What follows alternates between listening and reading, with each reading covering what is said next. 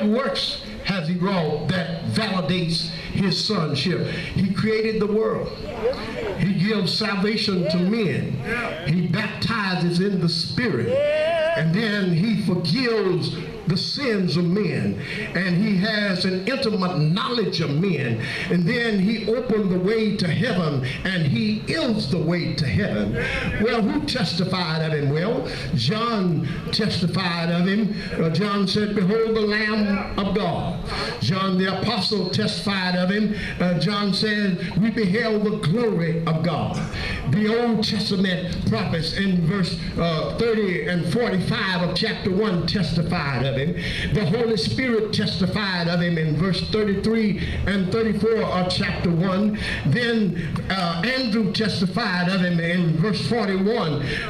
Then Philip testified in verse 45. Nathaniel testified in verse 49. And we find that John and Simon came to Jesus by a preacher. But then we find that the other John came to him through the work of Andrew and his testimony. Philip came to him through Nathaniel's testimony. So you see, God uses various people and various circumstances to bring us all to his son, because he's the God of infinite variety. And so by the time we get to this miracle, the only miracle of all of the miracles performed by Jesus that's found in all four Gospels. Look, if you will, verse 1 through 9 shows us the throne. T-H-R-O-N-G, the crowd, the multitude, if you will. And 10 through 13 shows us the thrill. It is in verse 1 through 4 that the multitude, the throng, the crowd is seeking him. Jesus all week long for days have been doing miracles and teaching, and crowds have been following him because what a wonderful teacher, counselor he was. And as they were following him, the crowd sought him in verse 1 through 4, but they stirred him in verse 5 and 6.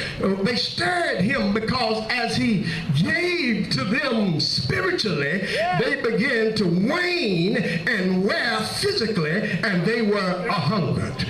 Now mind you that if they had been listening to him all day, the disciples were weary, the children were tired, and all of the people were hungry, and even Jesus, because he was human, was hungry himself. But he never performed a miracle to satisfy his own need, but always the needs of others. The component for a miracle are present. There is a need present, and there is no voice expressed. Normally, if a miracle is performed, there is a need present and a desire expressed. Well, we see the need, but the folk who got blessed by the miracle never said to him, we're hungry, will you feed us? But yet our Heavenly Father, because of who he is, always know what we need even before we ask. And sometimes when we're so overwhelmed and so heavy laden and so overburdened that we can't structure sentences, we can't process paragraph, the Holy Spirit makes his groaning for our intercession, make an intercession for our groaning that can't even be uttered. So sometimes all you gotta do is say, Lord, have mercy on me. Well, as we see what happens, there are four possible solutions. Four possible solutions with this crowd that is hungry. The disciples said, send them away.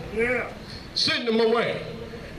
Jesus knew that the evening had gotten the best of them.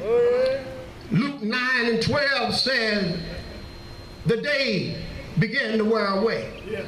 Mark 6 and 35 said the day was far spent. Matthew 14 and 15 said, and when the evening was come.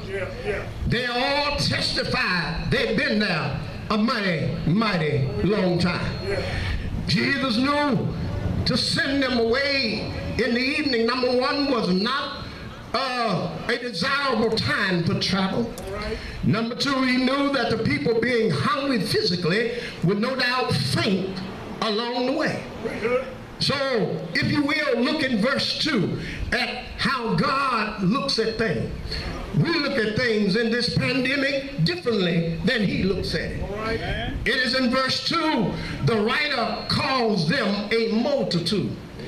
But I kept on reading, Bailey, between 2 and 5, and I saw in verse 5, Jesus called them a company. Now, if you got any home training, you know that you treat your company different than you treat the folk who live in the house. Matter of fact, when I was coming up in the Hood household, wherever we were fortunate enough to have some company, Mom and Dad said, now you know, y'all need to act and be on your best behavior. Don't act like you act when we are alone. You need to act like you got some home training in the midst of company.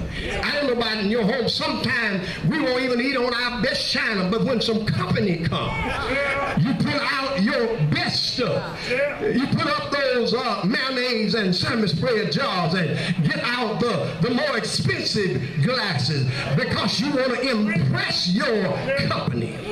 I'm glad Jesus didn't just see them as a multitude, he saw them as a company.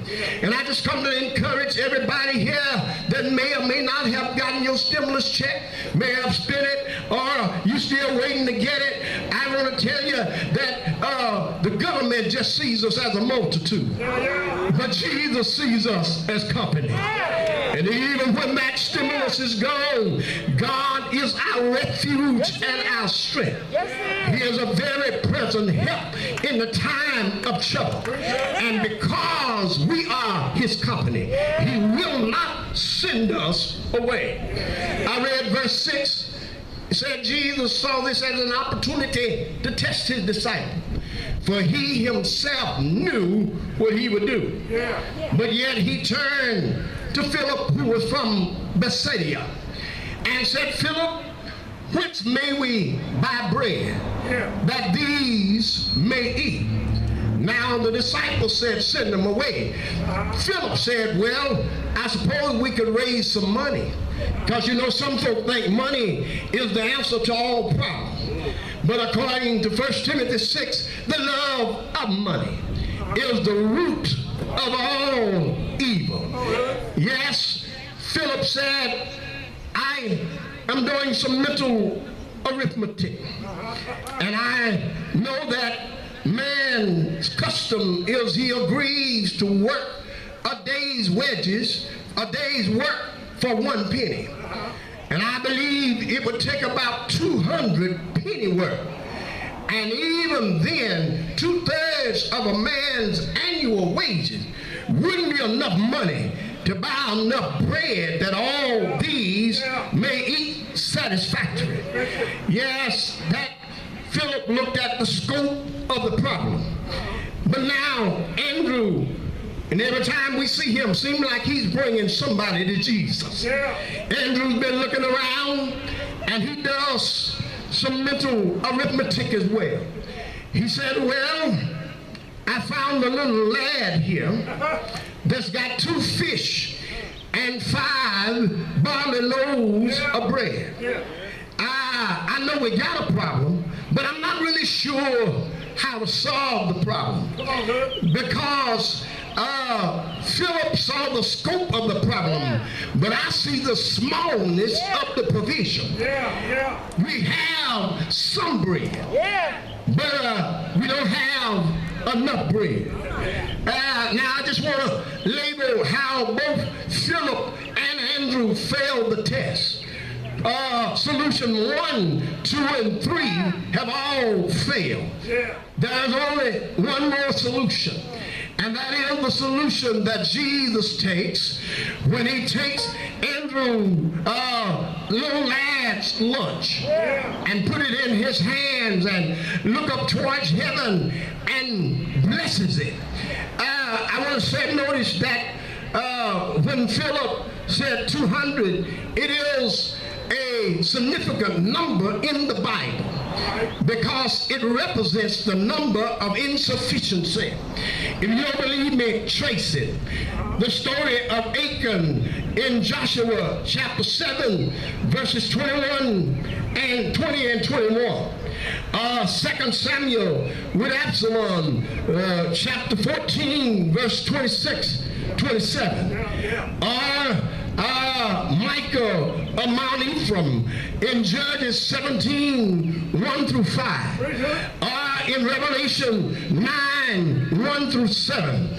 In the end times, when the men of the armies will go to battle, 200 is a number of insufficiency. Yes, Philip failed the test because Philip said, we don't have enough money to buy bread to feed these people. Andrew failed the test. He said, we have a little bread, but it's not enough bread. Now, what Philip and Andrew both should have done is looked at him and said, we realize we got a problem. And we're not really sure what you're going to do. But we are sure that every time we have faced a shortage, you worked it out. Here's the practical lesson of this whole story, lest I get too happy to put it out. Whenever there is a problem, put all you have in the hands of Jesus and leave the rest up to him. Notice that the multitude, the 5,000, not counting the women and the children, did not get blessed with the loaves in the lad's hand. They did not get blessed by the loaves being in the disciple hand, although they experienced the joy of passing it out. But they got blessed when the fish and the loaves were in the Lord's hand. You know, I can't explain it. As I've been talking to some of my colleagues, they say, Hood, how are you and Liberty doing in this pandemic? I said, you know, it's mighty strange. We're doing better outside than we were doing inside.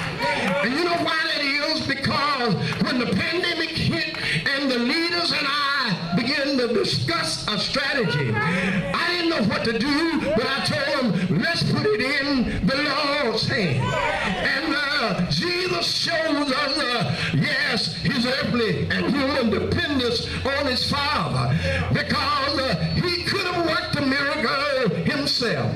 But yet he looks up toward heaven and gives thanks. And every time they passed a tray, the people will eat and eat and then eat some more. And when they had all gotten full beyond their intake, he tells his 12 disciples, gather up the remains, which tells us that if omnipotence is on the table, Lord takes no pleasure in waste.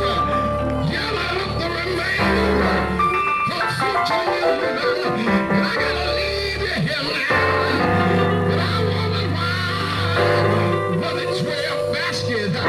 It is because 12 is a number of government and administration.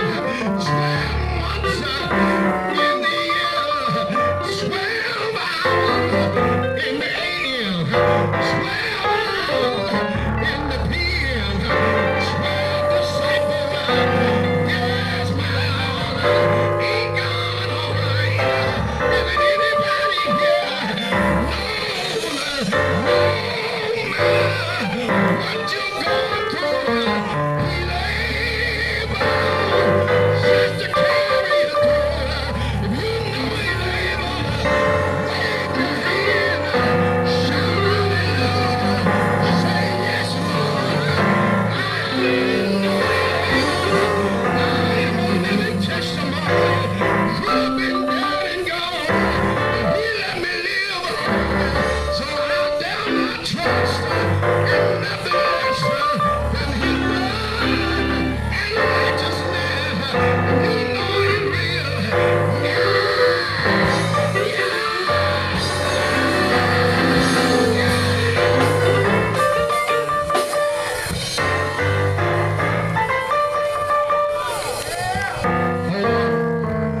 To his unchanging hand, there is a miracle working, and he's still